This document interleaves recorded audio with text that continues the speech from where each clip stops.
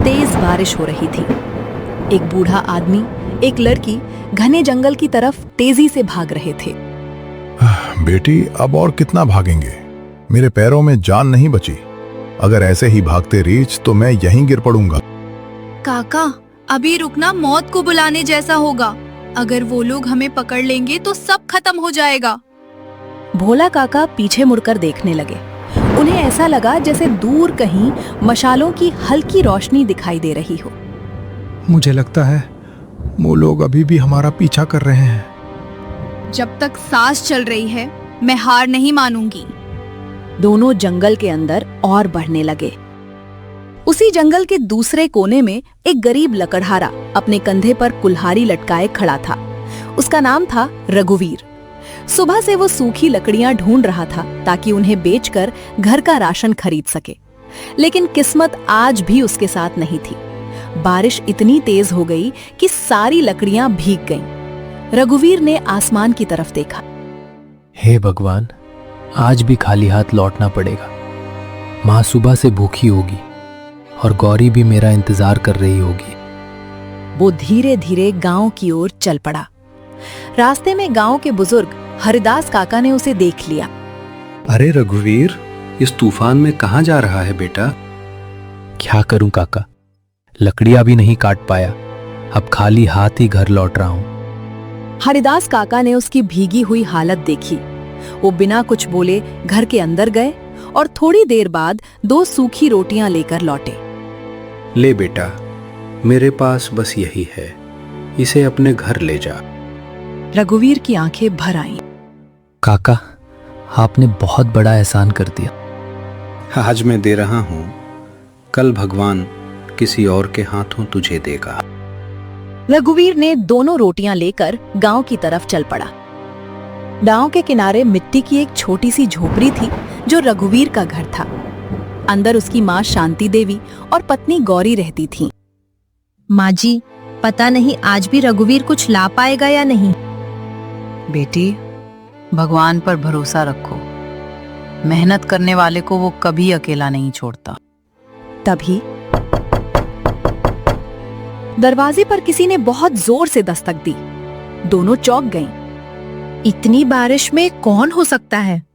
शांति देवी धीरे धीरे दरवाजे की ओर बढ़ी। जैसे ही उन्होंने दरवाजा खोला, सामने एक बूढ़ा आदमी और एक लड़की बारिश में भीगे हुए खड़े थे। दोनों की हालत देखकर साफ लग रहा था कि वे कई घंटों से भाग रहे थे। माँ जी, भगवान के लिए हमें आज रात अपने घर में रहने दीजिए। सुबह होते ही हम यहाँ से चले जाएंगे। बहन जी, हम किसी बड़ी मुसीबत में हैं। अगर आपने हमें शरण नहीं दी तो शायद हम रात नहीं देख पाएंगे। शांति देवी कुछ पल तक दोनों को देखती रहीं।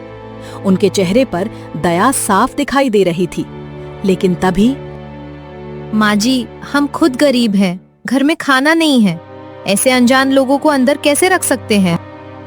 गरीब इंसान के पास धन नहीं होता, लेकिन दिल बड़ा होना चाहिए। फिर उन्होंने अनन्या और भोला काका से कहा, आओ बेटा, अंदर आ जाओ। दोनों अंदर आए। उसी समय भोला काका को तेज खांसी आने लगी। क्या थोड़ा गर्म पानी मिल सकता है? अभी लाती हूँ। घर में चूल्हा जलाने के लिए लकड़ी नहीं और अब गर्म पानी भी चाहिए। वो बिना कुछ कहे रसोई में चली गई। कुछ देर बाद रघुवीर घर पहुंच चुका था। जैसे ही उसने अंदर 2 अनजान लोगों को देखा, वो रुक गया। माँ, ये कौन है? शांति देवी ने पूरी बात बता दी। रघुवीर ने दोनों की ओर देखा। उनके भीगे कपड़े, कांपते हाथ और डरी हुई आंखें बहुत कुछ कह रहे थे। वो बिना किसी सवाल किए मुस्कुरा दिया।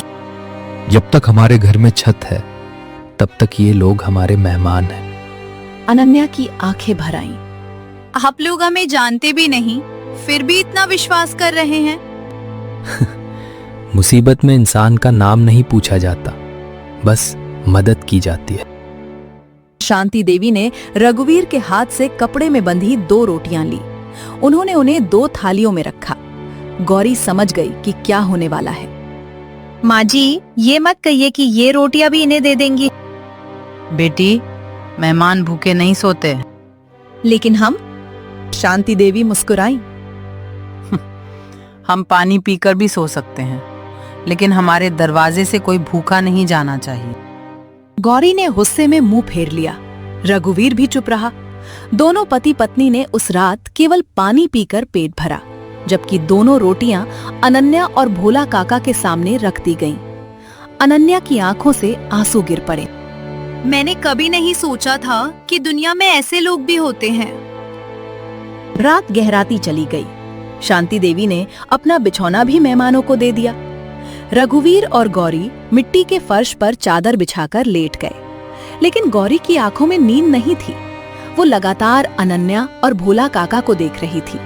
उसके मन में एक ही सवाल घूम रहा था, ये लोग आखिर हैं कौन? किससे भाग रहे हैं? और अगर इनके पीछे कोई मुसीबत आई तो उसका सामना हमें करना पड़ेगा। उधर अनन्या भी सो नहीं पा रही थी। उसने धीरे से भोला काका की तरफ देखा। काका, क्या हमने सही किया? कहीं हमारी वजह से इस परिवार पर भी मुसीबत ना आ जाए। बेटी, भगवान ने हमें इन्हीं लोगों के पास भेजा है। मुझे विश्वास है हमारी किस्मत यहीं से बदलेगी। झोपड़ी के बाहर बारिश अभी भी लगातार हो रही थी, लेकिन किसी को ये अंदाजा नहीं था कि उसी अंधेरी रात में कुछ लोग मशाले लेकर पूरे गांव में 2 अनजान चेहरों की तलाश कर रहे थे। और सुबह की पहली किरण के साथ ये छोटी सी झोपड़ी एक बहुत बड़े तूफान का केंद्र बनने वाली थी। सुबह अभी ठीक से हुई भी नहीं थी कि गांव की खामोशी घोड़ों की टापों और लोगों के शोर से टूट गई। रघुवीर के घर में सब सो रहे थे। तभी शांति देवी पूजा के लिए उठी और अनन्या बाहर का शोर सुनकर घबरा गईं। काका, सुनिए, बाहर किसी की आवाजें आ रही हैं। भोला काका भी तुरंत उठ बैठे। उन्होंने धीरे से दरवाजे की झिर्री से बाहर झांका। बेकी, लगता है वो लोग यहाँ तक पहुँच गए हैं। अनन्या के चेहरे का रंग उड़ गया। उसी समय बाहर से किसी की ऊंची आवाज सुनाई दी। सुनो, अगर किसी ने एक बूढ़े आदमी और एक जवान लड़की को अपने घर में छिपाया है तो अभी बता दो। जो भी खबर देगा उसे अच्छा इनाम मिलेगा। गांव वाले एक दूसरे का मुंह देखने लगे। किसी को कुछ पता नहीं था।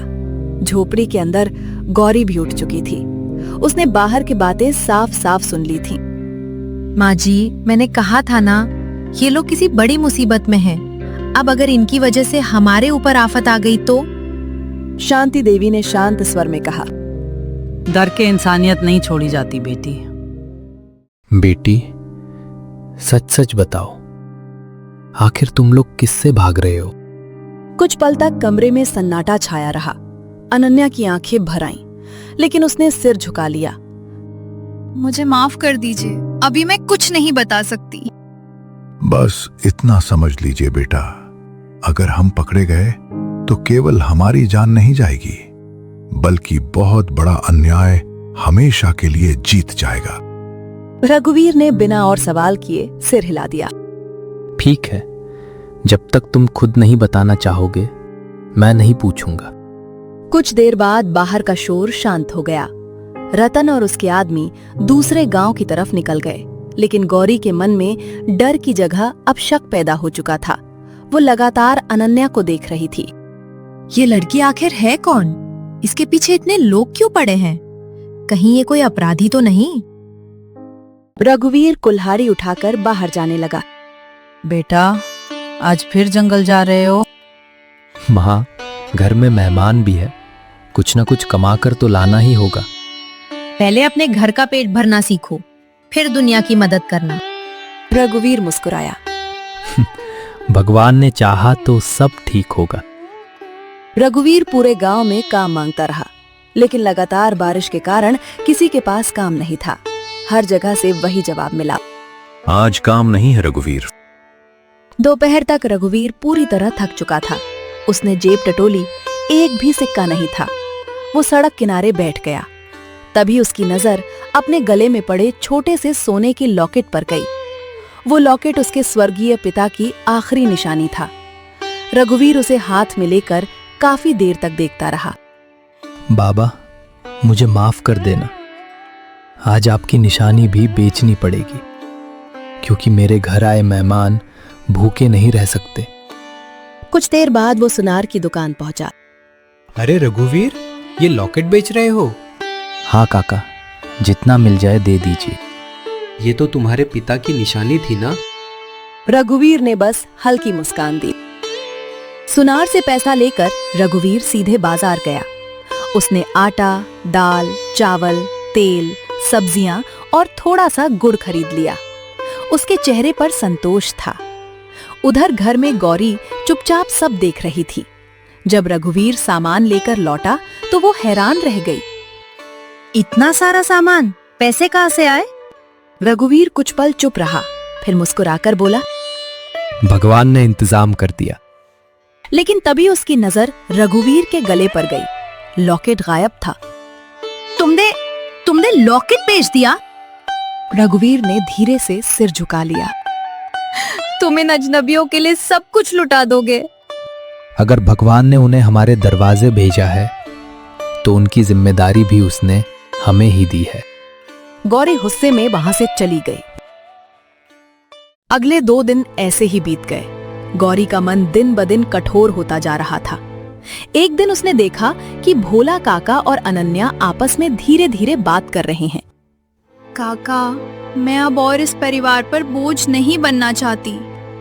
थोड़ा धैर्य रखो बेटी, अभी बाहर खतरा टला नहीं है। गौरी ने दूर खड़े खड़े सारी बात सुन ली। अब उसका शक और बढ़ गया। उस रात जब सब सो गए, गौरी की आंखों में नींद नहीं थी। वो मन ही मन सोच रही थी, अगर इनके पीछे इतने लोग पड़े हैं तो जरूर कोई बड़ा राज है। शायद इन लोगों के कारण हमें भी मुसीबत झेलनी पड़े। नहीं, मुझे सच्चाई जाननी ही होगी। उसने चुपचाप धीरे धीरे कदम बढ़ाए। गौरी अंधेरे रास्ते पर अकेली निकल पड़ी। उसे बिल्कुल भी अंदाजा नहीं था कि उसका ये एक फैसला केवल उसके परिवार की नहीं, बल्कि कई लोगों की किस्मत बदलने वाला था। उधर जंगल के उस पार एक विशाल हवेली के अंदर एक आदमी गुस्से में बैठा था। उसका नाम था वीरेंद्र सिंह। उसके सामने रतन सिर झुकाकर खड़ा था। इतने दिन हो गए, फिर भी एक लड़की और एक बूढ़े आदमी को नहीं ढूंढ पाए। मालिक, हमने आसपास के कई गांव छान मारे, लेकिन उनका कोई पता नहीं चला। उन्हें ढूंढना ही होगा, क्योंकि जब तक वो लड़की जिंदा है, मैं इस रियासत का मालिक नहीं बन सकता। तभी एक नौकर अंदर आया। मालिक, बाहर एक औरत आई है। कहती है कि उसे उस लड़की के बारे में कुछ पता है। वीरेंद्र की आंखों में चमक आ गई। उसने तुरंत कहा, उसे अंदर भेजो। और जैसे ही वो औरत अंदर आई, वीरेंद्र उसे देखकर हल्का सा मुस्कुराया, क्योंकि वो और कोई नहीं, रघुवीर की पत्नी गौरी थी। तो तुम जानती हो कि वो लड़की कहाँ छिपी हुई है?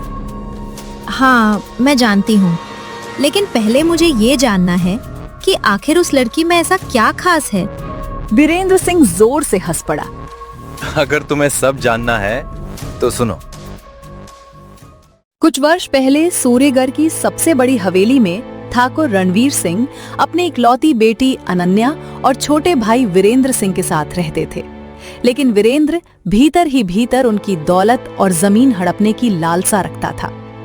जब रणवीर सिंह गंभीर रूप से बीमार पड़े, तब भोला काका ने जंगल में रहने वाले एक महात्मा से दुर्लभ औषधि लाने की सलाह दी। बेटी अनन्या, तुम चिंता मत करो, तुम भोला काका के साथ जाओ। मैं भाई साहब का पूरा ध्यान रखूंगा। अनन्या अपने चाचा पर भरोसा करके भोला काका के साथ जंगल चली गई। लेकिन जैसे ही वो हवेली से निकली, वीरेंद्र के चेहरे पर मुस्कान आ गई। अब रास्ते का सबसे बड़ा कांटा खुद ही दूर चला गया। वीरेंद्र ने अपने आदमियों के साथ बीमार रणवीर सिंह से धोखे से जमीन के कागजों पर अंगूठा लगवाने की कोशिश की, लेकिन रणवीर उसकी चाल समझ चुके थे। उन्होंने असली दस्तावेज और खजाना पहले ही अपने सबसे भरोसेमंद व्यक्ति को सौंप दिया था, और कुछ ही दिनों बाद उनकी मृत्यु हो गई। जब अनन्या वापस लौटी तो उसे बताया गया कि उसके पिता का अंतिम संस्कार हो चुका है। वो टूटकर बिखर गई। कुछ दिनों बाद वीरेंद्र ने उससे दस्तावेज और खजाने का पता पूछा, जब अनन्या ने अनजान होने की बात कही तो उसने अनन्या और भोला काका को बंदी बना लिया, लेकिन दोनों किसी तरह वहां से भाग निकले। गौरी सब सुनकर स्तब्ध रह गई। उसे पहली बार एहसास हुआ कि अनन्या कोई अपराधी नहीं बल्कि अन्याय की शिकार थी, लेकिन लालच अभी भी उसके मन पर भारी था। अगर मैं आपको उनका ठिकाना बता दूं तो मुझे क्या मिलेगा? इतना धन मिलेगा कि तुम्हारी आने वाली 7 पीढ़ियां आराम से जिएंगी।